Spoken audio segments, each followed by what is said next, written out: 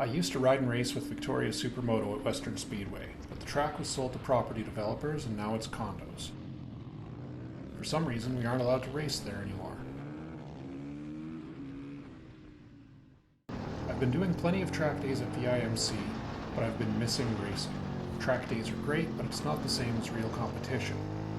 I need to be in direct competition with people to push myself closer to my limits and see where I'm at. So this April, I finally signed up for the new racer course through Westwood Motorcycle Racing Club to get my novice license so that I can race motorcycles at Mission Raceway. The first part of the course was a classroom session. Luckily, I was able to do that through Zoom so that I didn't have to take a ferry over to the mainland just to sit in a room for most of the day and then take a ferry back. Realistically, if you've ever done a track day, this was essentially just a really long riders meeting. We went over specific things that are expected in the club, and there was a bit of talk about riding technique, but it seemed like it was mostly just talking about flags. The next weekend was the practical training. I didn't know what to expect, and since I wanted to be overly prepared, I brought 3 bikes, one with slicks, one with street tires, and one equipped with full rain race tires. We started out riding on a kart track in a miserably cold downpour. I initially started out on my Supermoto since I had rain tires on it, but that bike didn't really suit the purpose of the day. 2 of the big things that they were looking for were trail braking and body position, and we were going so slow that I couldn't even brake on the Supermoto because as soon as I backed off the throttle, it threatened to stall. And I don't move around on the Supermoto like I do on a sport bike, so I switched to my RC390, which had street tires and is definitely easier to ride slowly. I don't know what method they used to group students with instructors, but my friends and I were lucky enough to have Ken Lalonde as our instructor. Ken had the lap record at Mission for something like a decade, so he has some skills and probably knows his way around the place. We spent a lot of time riding around the car track in varying levels of rain, but it never did get dry or warm. Day 2 was on the full track and it started to hail just as our group was supposed to go out. So once again, it wasn't looking like I was going to need a bike with slicks. It was my first time ever on this track, so having an expert show me around was handy. We rode around in mixed weather all day, had the race start procedure explained in great detail, and finished off the day with a mock race. This is nice, but that's what's coming. So we just never get a break. We get a tiny little bit of sun and then it rains and hails again. The point of the race was to make sure everything they had tried to teach us actually sunk in. And our group was told that as long as we didn't screw up or crash in the race, we would get our race license. Of course, my camera had died by the time we got to the race, but it was eventful. We had a red flag right away and had to restart.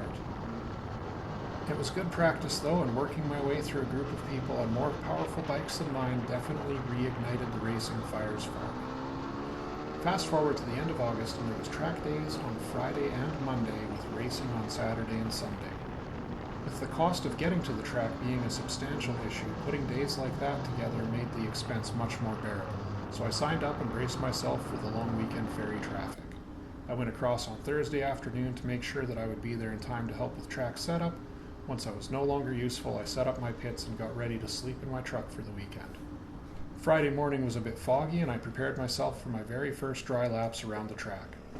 I had brought my Supermoto and Kramer for the weekend and started the track day with the Supermoto in the morning and switched to the Kramer in the afternoon. My lap time started off really slow and consistently got slightly less slow as the day went on. There definitely wasn't enough time in that one day for me to sort out the best way to get myself around the track. Friday ended too quickly and Saturday morning seemed like it came up even quicker. I signed up for 4 races on Saturday, 2 for each bike. The grid position was not decided by qualifying, but rather by the season points position in each class. Since I hadn't done a single race yet, I got the privilege of starting at the back of each grid. My first race was lightweight superbike on the Supermoto.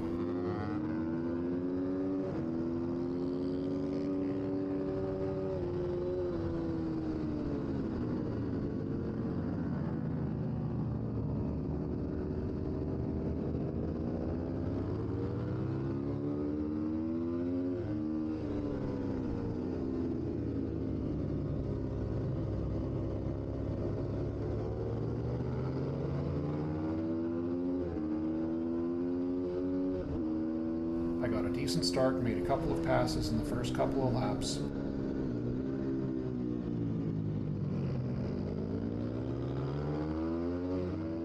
The rest of the race was pretty uneventful, aside from my friend crashing in turn 1 as I was coming through turn 2. Luckily, he was fine with just some minor repairs needed for his bike.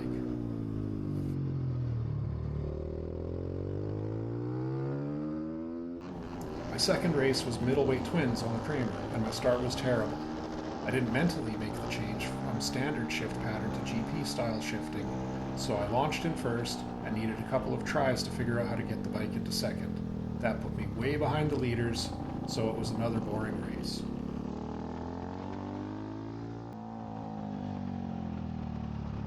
But thanks to the one other Kramer running out of gas and some retirements, I managed to finish with a third place. My next race was on the Kramer again in middleweight Thunder, and run at the same time as another class which started ahead of us on the grid with an empty row to separate us. Our grid was small enough that I got to start on the front row this time. While my start still wasn't good, it wasn't nearly as bad as the previous one, and I did make up most of the lost ground on the braking into the first turn. I was in second place by turn 2.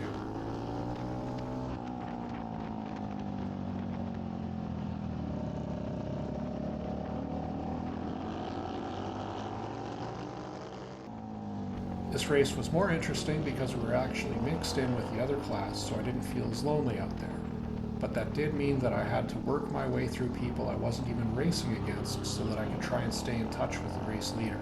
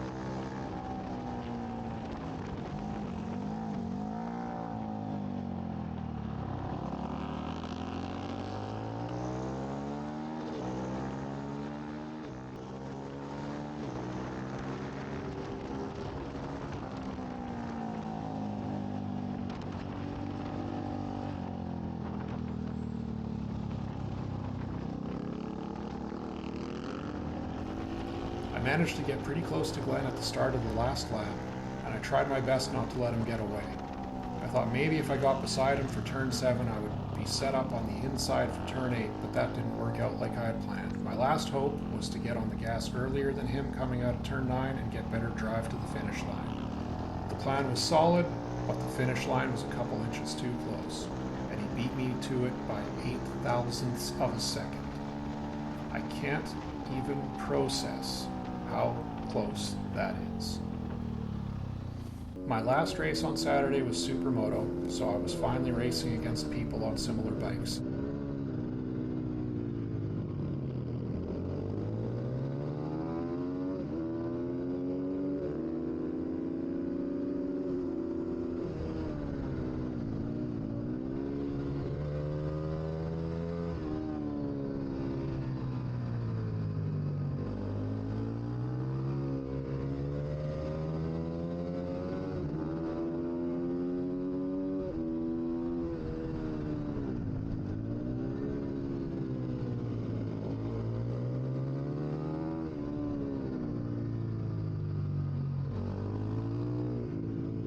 There was a crash a few laps in that took out the leading 2 riders and brought out the red flags. I did a bit better on the restart, but mostly because the 2 fastest riders were gone.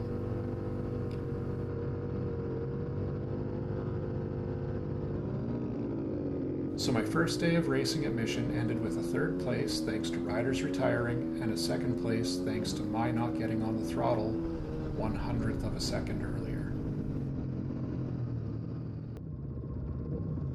I decided that I had way too much time in between races on Saturday, so I signed up for 2 more on Sunday so that I could do a total of 3 races on each bike.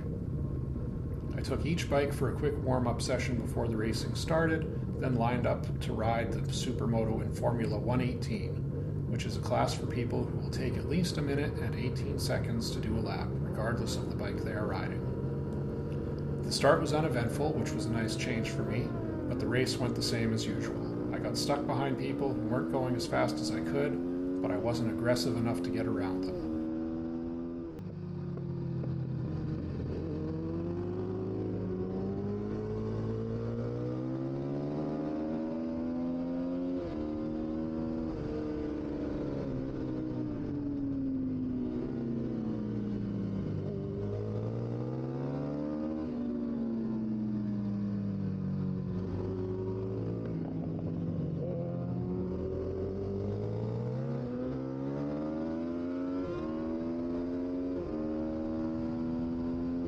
Luckily in Victoria Supermoto, I got really used to racing lighter guys on faster bikes, so I learned to make up for my power to weight deficit on the brakes.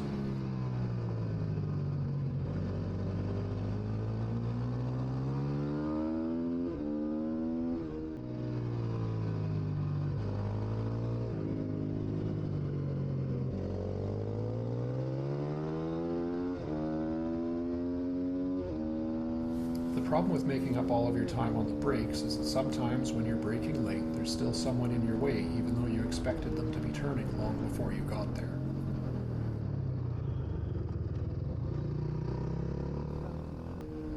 And a little later he ended up outbraking himself and left turn 1 wide open for me.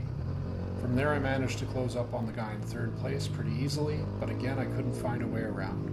When I saw the white flag indicating it was the last lap, I was determined to brake way later than him into turn 1 and take his position. But right before I was going to get on the brakes, my bike sputtered. Apparently the tank isn't big enough to do a practice session and a race. I could have got another third place, but instead I got a DNF.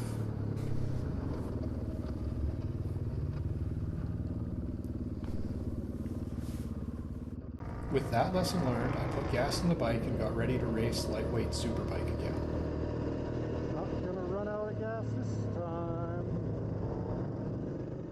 There were several people who went home after racing on Saturday, so thanks to a lighter grid, I was able to get into second place rather quickly.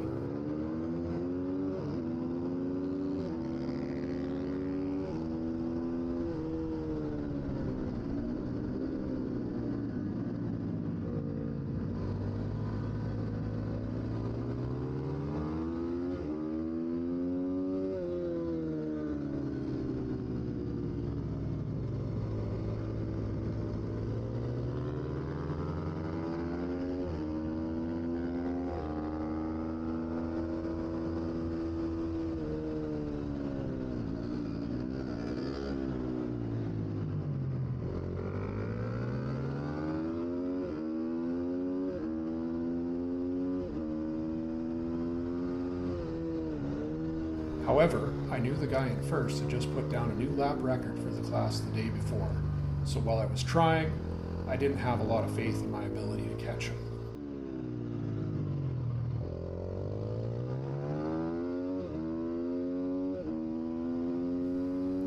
I did see a shadow a couple of times that told me I wasn't riding alone, and unfortunately once Marvod made his move, I couldn't keep up with him either, but I did still manage to hold on to the podium place. After the lunch break, I was out on the Kramer and middleweight superbike, which in all honesty isn't a class I should have been in at all, but it was good practice even though I started thinking that I was just wasting my tires and energy riding around when I wasn't racing anyone.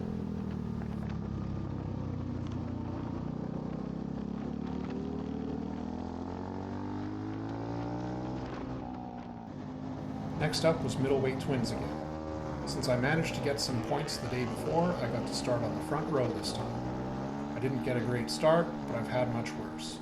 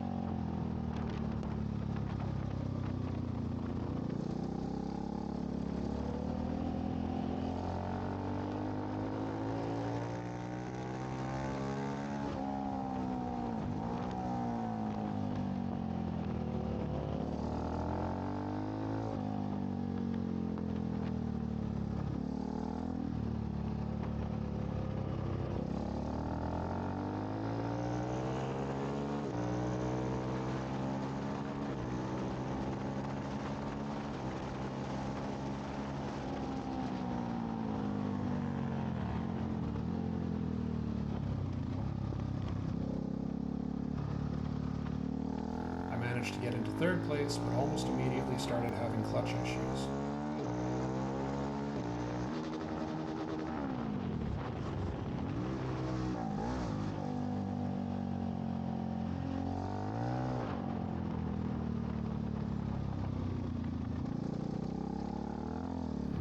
I knew I wasn't going to be able to gain any positions, but one of the bikes in front of me ended up retiring, which promoted me to second.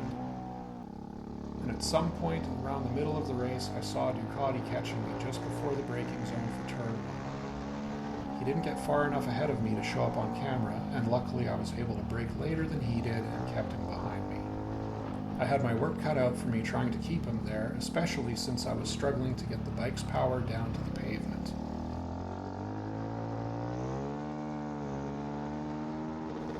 Best with my inconsistent drive, but he powered past me out of turn 9 to take second place at the start of the last lap. Even though he blew turn 1, there was no chance of me getting him back, so I had to settle for third, and I'm glad I managed to hold on to it.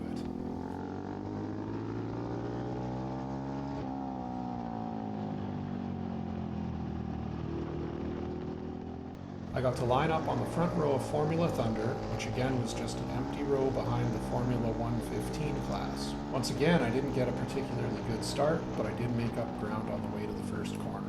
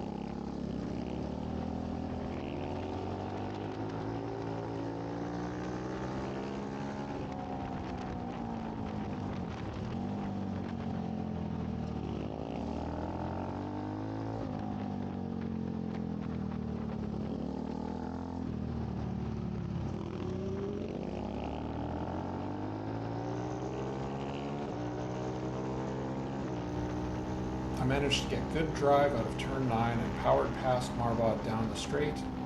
Then it was a matter of trying to get around the people in Formula 115 to try and give myself a buffer to make sure I can hold on to the lead.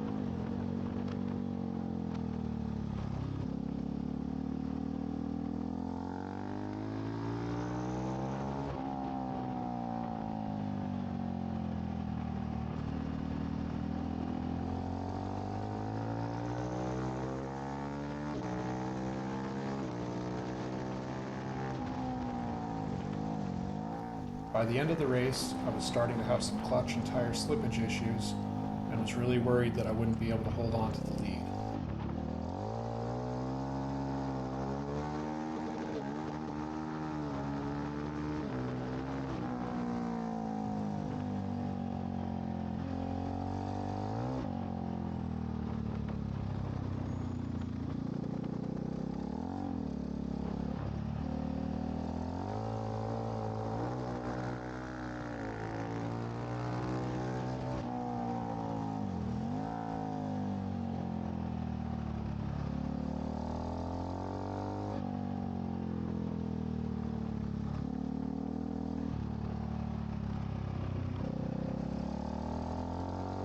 Luckily, I had built up enough of a gap that it wasn't an issue, and I managed to get my first win. In the start of the Supermoto race, I had a front row seat to watch Marbod and Dean scrap it out for the lead.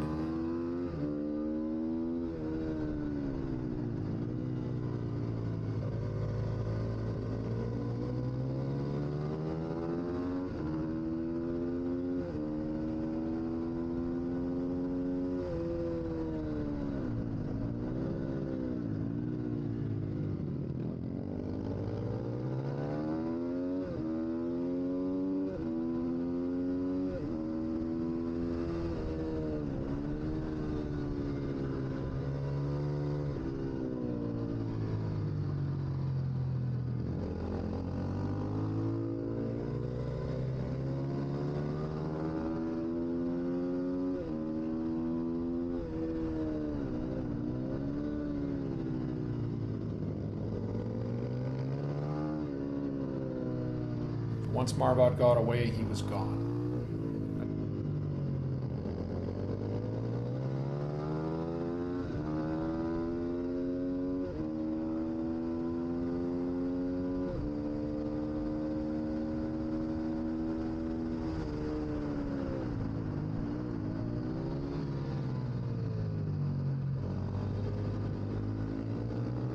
Spent the rest of the race trying to find a way around Dean. I never did get around him, and I know I need to work on my confidence and aggression on the track. There were times where I could have put up a fight if I really wanted to, but instead I mostly just waited for him to make a mistake, and that wasn't a good plan.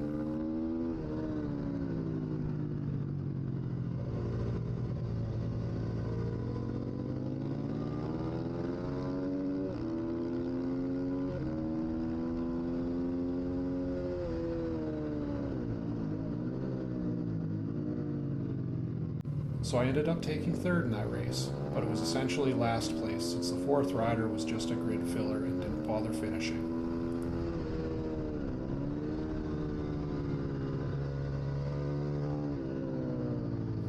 That concluded my first weekend with WMRC. I did a track day and 10 races over the next 2 days, resulting in 6 podiums, even though most of them were third place and likely due to people not being able to race on the second day. Results aside, I had a great time racing and definitely want to get back into doing it more. I also want to thank everyone from the WMRC who works behind the scenes to make things like this possible. Club racing is a tough thing to keep going, and I really appreciate that people do it.